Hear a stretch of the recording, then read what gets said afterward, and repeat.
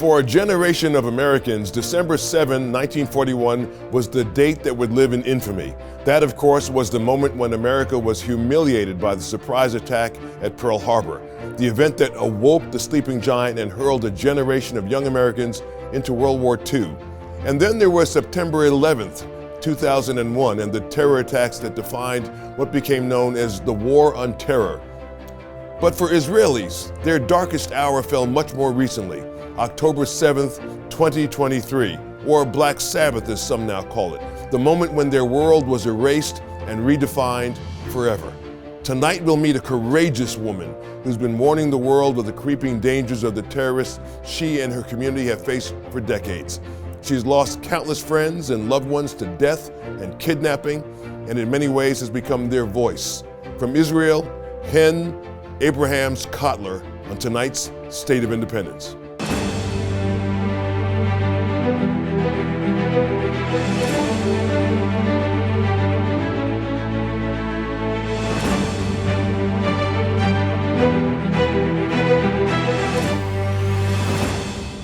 When our producer Jeff Coleman traveled to Israel, he visited the Gaza border community of Kibbutz Kfar Aza. He's spoken about that visit several times on this program and wrote of his experiences in a recent op-ed.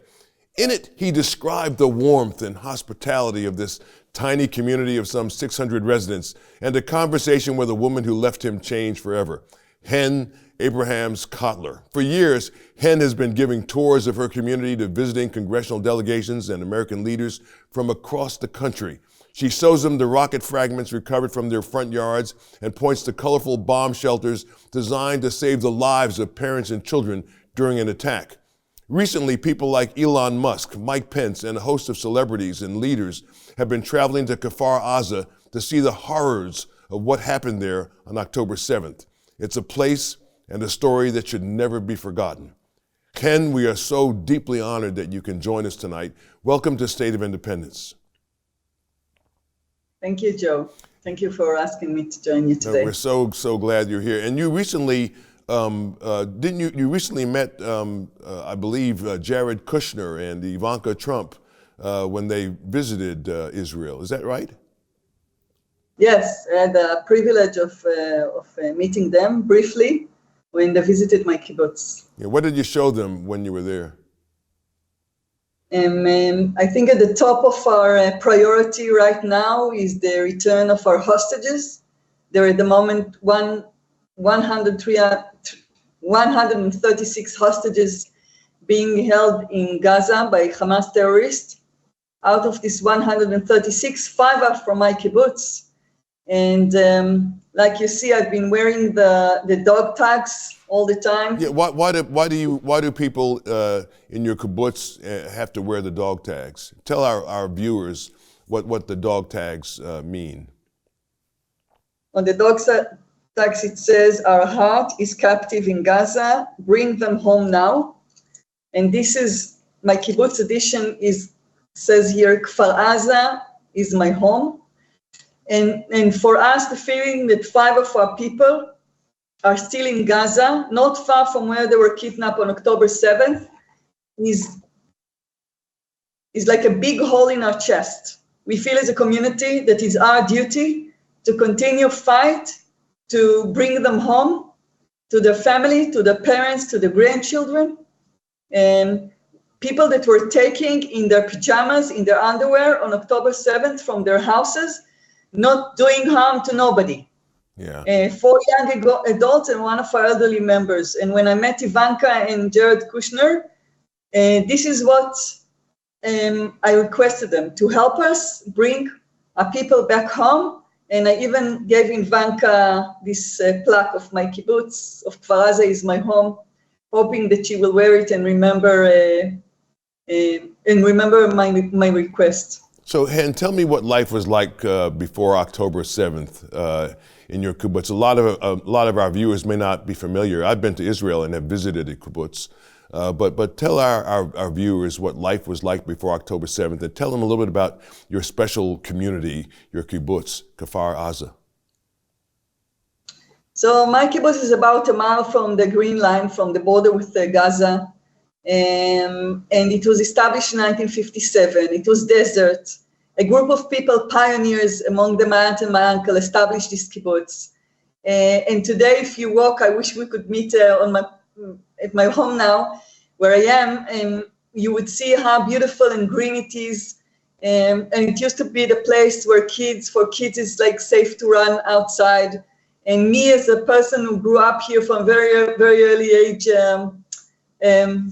I was raised to become, like a very open, very value motivated person, a person that cared about community. We had a very, very strong community here. For us, we mean community, unlike congregations that you see, like religious congregation. Our community is very, very close, which means most of the people you know by name, you have some sort of relationship with, you raise your children together.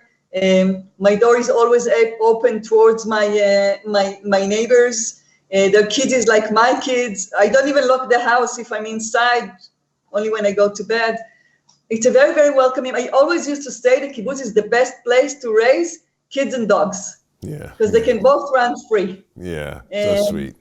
So tell me, where were you on October 7th on this day? Where were you? Were you at home or were you abroad? Where were you? So I actually wake up 4:30 in the morning in Porto, Portugal. I was on a vacation visiting my sister there. And I wake up from the Red Code Alert app, the alert that tells us there's rockets and we need to find shelter within 5 to 10 seconds. I wake up from this. It takes me a second to realize that what I hear is the rocket alert and it's not the alarm clock. This is where I was on October 7th in the morning. My goodness! So you get the warning that there's an attack of some kind, but you're not home. You're in Portugal, and. So what did you do? Did you call home, or what did you do when you saw this the red alarm? What did you do?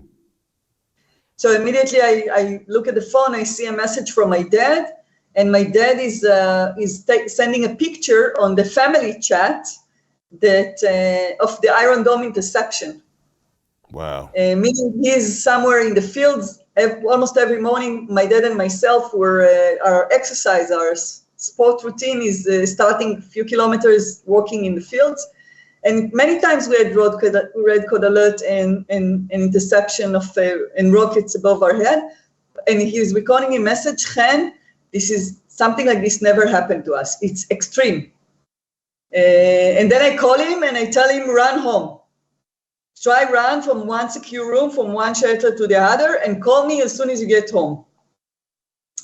What I didn't know is that my sister already called her security officer, who is like a son to my father and a very good friend and a neighbor, asking him to go get my father from the fields. As soon as my father gets home, he calls me, and I asked him if our friend came. He said no, he sent somebody else because he said there's a suspicious for infiltration of a terror squad and a paraglide event. and the second he says it, I hear Arabic speaking and gunfire starts. And I start screaming at my dad, run to the secure room and lock the door. It's even the first split second, I'm thinking it's not possible, like maybe my mind is playing with me. And he runs to the secure room, and I hear him like breathing on the way with the phone open and gunfire all around him. This is how my morning starts. About an hour later, my youngest sister, who's in her house, the house is the closest to the Gaza border, and she's sending a message that the terrorists are in her house. And she was there with 8 children and 4 adults, 12 people in the secure room. Were they able to get to the secure room in time? They managed to get to the secure room. A while ago, every house in the kibbutz got a secure room. And so it's one of the rooms in the house. But I have to say, nothing, nothing prepared us to a terror attack in this extent, in this level. That the terrorists will be right in our houses. My goodness. Were they able to, and I know that from what I've read and seen, they were able to get into some of the secure rooms as well. Is that right? That in some instances Yes. they were able to penetrate the secure rooms to take people hostage or to kill them? Is that true? It's unfortunately it's very, very true. It's at the beginning, when my father said that there's a suspicious for a terror squad, we didn't realize that it's not one. It's a lot. The estimation is that between 6:29 when the attack started and they breached our fence to noontime, there were between 70 to 120 terrorists in the kibbutz, including above my house. On my roof, where I'm standing now, I'm pointing because I'm in my house, on the roof, on my porch, aiming at our first responder squad. In multiple houses, people started to report on the kibbutz chat. We have several chat groups, people starting to say, I have terrorists in my house. They're trying to burn my house. People report that are wounded. Slowly, we get messages that people are being killed. I think sometimes around 9, I'm telling to a friend of my sister who came with me, and we started to try call whoever we know to save our family and our community. That it is a catastrophe. That what's happening here is beyond any imagination. And our expectation that the military will come, the IDF, and will save us, it's not happening. It was already over 2 hours into the event, and people were in the houses being butchered by terrorists. And more people report that it's happening in their homes. This is a nightmare, of course. This is a nightmare that would happen to anybody. And you've lived with this with the threat of this for years, I'm sure. I mean, that's why everybody has a safe room in their house. And but I guess the thought is that that's just in the event of an attack. But when the attack actually happened, nobody could have imagined the number of terrorists that would have penetrated and that would actually come into the kibbutz. And how many were people? I'm sure people lost their lives. How many people lost their lives at the kibbutz where you live? In my kibbutz, 65 people were murdered, and 19 were taken hostage, and 5 are still in captivity in Gaza, still being held hostage. Right. So the rest have been released except for the 5. The other hostages have been released. Most of them were released. 2 were accidentally shot by the IDF soldiers while trying to escape from the terrorists within Gaza. The IDF accidentally unidentified them and shot them. It was a very big tragedy for us. Yes, I didn't. They were from your kibbutz. That was an international story when that happened. I didn't realize they were from your kibbutz. So these were two young people that you knew. 2 young people that I knew. One I knew very good when his parents came to the kibbutz. They were my neighbors, and I used to babysit him as a baby. It was really devastating. Look, when you live in a community that everybody is so close and there's close ties, it's not a list. It's people that you have history with, that you shared experience with, that you were living next to. In my neighborhood, 5 people were murdered. My neighbor on the other side of the pavement, the one next door, one of our founders, 2 houses from me, my nanny from when I was a teenager, 3 houses from me. She's the woman who's affected all my political and views in life and my values. She's one of the most influential people because she was my nanny when I was a teenager. And they were all murdered. And these are people that before you left on your trip to Portugal, you probably saw them and said hi, but you had no idea that the last time you saw them would be the last time that you would be seeing them. And I guess it's fair to say that life at the kibbutz has changed forever. Is that right? I mean, I'm sure life there has changed. What is the atmosphere there now? I mean, after this has happened, you had these expectations that you'd be saved, and I know the armed forces are working hard to change the situation so that it never happens again. But nonetheless, what's the atmosphere like at the kibbutz, at Kibbutz Kfar Aza, where you live now? Are people afraid for their lives, or do they stay in their houses? Do they talk about what happened? Is there some opportunity for them to come together and to heal? Tell us what's going on there. So for a while you couldn't go to the kibbutz. First of all, the kibbutz was taken, like conquered, for 5 days. It happened Saturday, Sunday, Monday, Tuesday, Wednesday we got the message that it's clear from terrorists. And then even a few days after, they found one terrorist came out of his hiding. So it took a long time until the place was cleared and scanned. So where were you? Where'd you stay while you were waiting to find out if you could go back home? Where did people stay? We're not home. The kibbutz is empty. Wow. I'm among 10 people that stay now in the kibbutz just to speak with you, but the kibbutz is empty. Most of the people don't live here. They live either in hotels or in flats. For example, I have a friend of a friend who gave me very generously a flat in Herzliya for a few months. And now, the past 2 days, I started to clean my house with the aim of coming back in the near future. I still don't know if I will have the guts to sleep here at night, because at night it's really creepy. It's very dark. There's sounds of explosion. The war is still happening. 2 miles from here, 1 mile from here, it depends where the battles is that day. So it's still very terrifying. Nobody talks yet about returning to the kibbutz.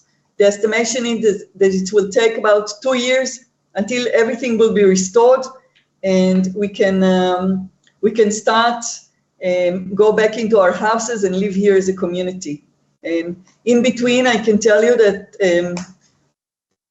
we're facing so many challenges. Imagine people left their house in their pajamas, so their IDs gone, the passport gone, valuables gone. They started from zero with what on their body. And there's so many small things that you and I, on ordinary life, we don't really think about it. But when you are when you become a refugee, and this is what we are actually, we're refugees in our own country, everything is becoming a challenge. For example, my car was ran by a tank, okay? So I have to do all the process of getting some compensation. Then I have to go get a car. Then the car so I'm still on a rental, but just to give you an example of a lot of small things, the food in the fridge, we couldn't go to the houses for a long time. All the fridge got rotten. People open the fridge. So in some fridge, you find hand grenade that the terrorists left behind. And in other, you find worms and it stinks. So last week, there was a truck collecting fridge from houses to throw them. Small things, everything. You open the house and you see here there's a bullet hole. Here all the plumbing is gone. So it's unbelievable. It's very, very challenging. But I want to say that this is the object, the pain of losing our people, our friends, and the worry about our friends that are still being held in Gaza by the terrorists. This is the worst. The rest is things. Yes, that's right. When we return, I'll ask Chen what comes next for her, her family, and the community she loves so much. Don't go away. You're watching Joe Watkins' State of Independence on Lighthouse TV. Positively different. Share your comments about today's program in the comment box at joewatkins.org.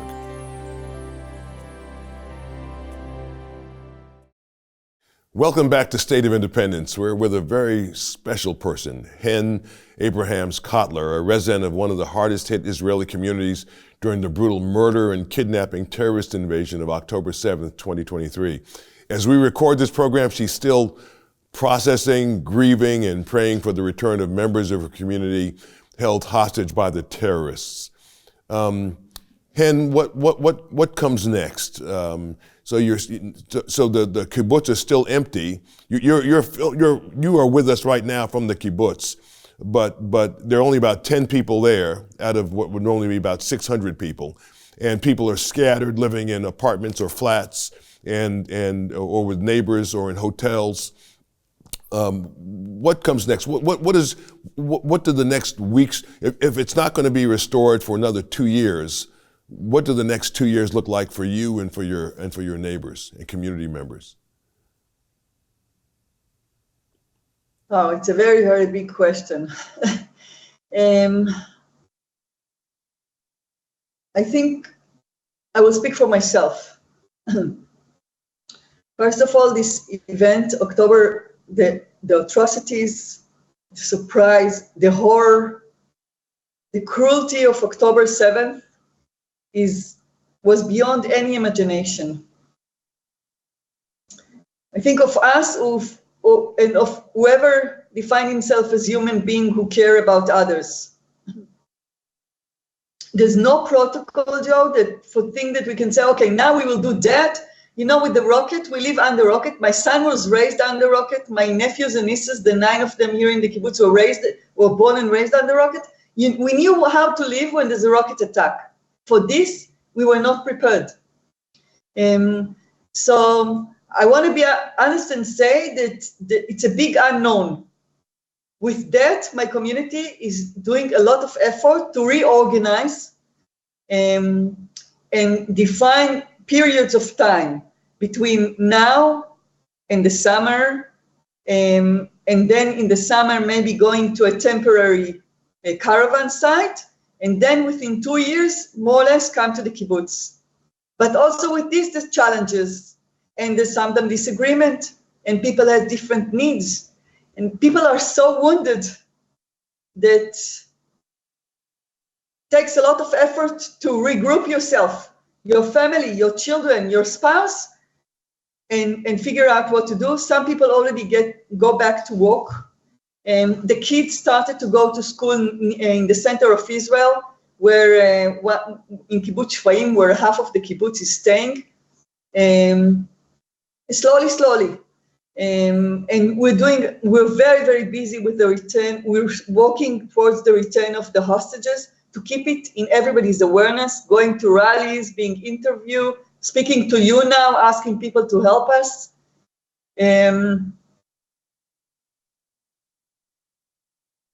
But we're talking about 2 years period.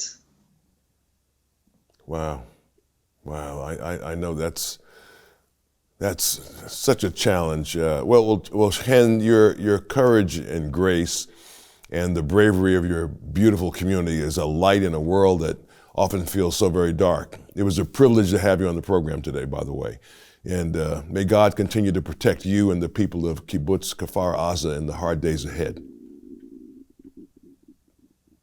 Can I say something? Yes, you may. Please do.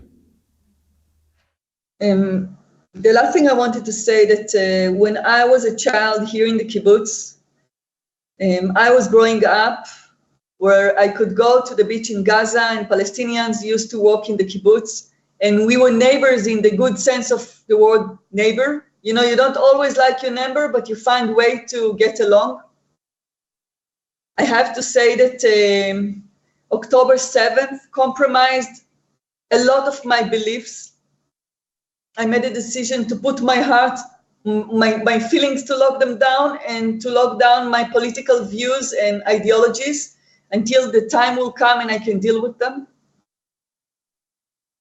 I'm heartbroken for what happened to my community, for the 65 people we lost, and for the 5 that are still hostage. October 7th happened. It happened right here, around where I'm staying, around where I'm talking to you right now. And we all should do whatever we can that it won't happen again. And hopefully, one day we will find a way to live next to each other. I don't know if you can call it in peace or in which way, but I want to believe that we won't continue live on our sword.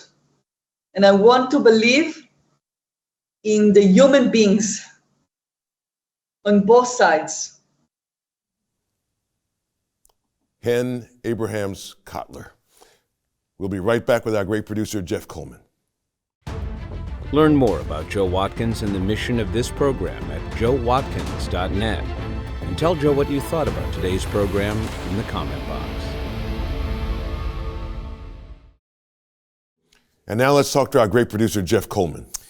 Chen is obviously powerful. I think what she says there at the end, which is she has to put her heart, her political views, her thoughts, all of these things aside until you can practically get through it. I mean, she's sitting in her home, which she hasn't slept in yet, but she's cleaning it, preparing for the day when she can, she says, have the courage to sleep in her home.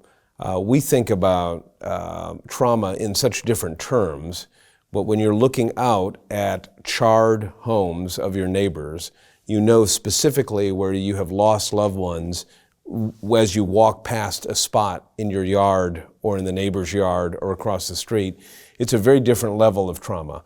I think what you're hearing from her, though, is the kind of courage that says, we're going to do the next thing. This is hard, but we'll do the next thing. We're going to get back to that discussion about what it means to live as neighbors. We're going to get back to that discussion. The world will never be the same again, but we're going to resume that. And I think that is a lesson for a lot of us to learn, which is when hard things happen, when difficult things, you have to go through the process of what does it look like to forgive? What does it look like to get justice? What does it look like to put your life back together? I think she is a role model for so many people, including me.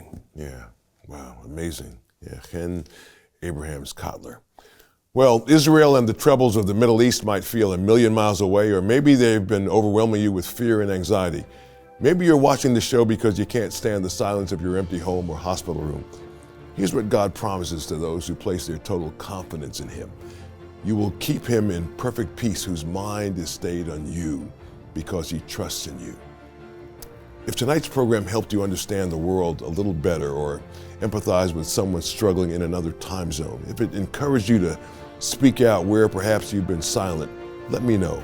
Send me a comment in the comment box at joewatkins.org. I'll read and respond to each one of them. For Jeff Coleman and the production team here at Lighthouse TV, I'm Joe Watkins. From America's first capital, Philadelphia, thanks so much for welcoming us into your home. God willing, I'll see you next week. Joe Watkins' State of Independence is a production of Lighthouse TV, positively different. Made possible in part because of the support of viewers like you.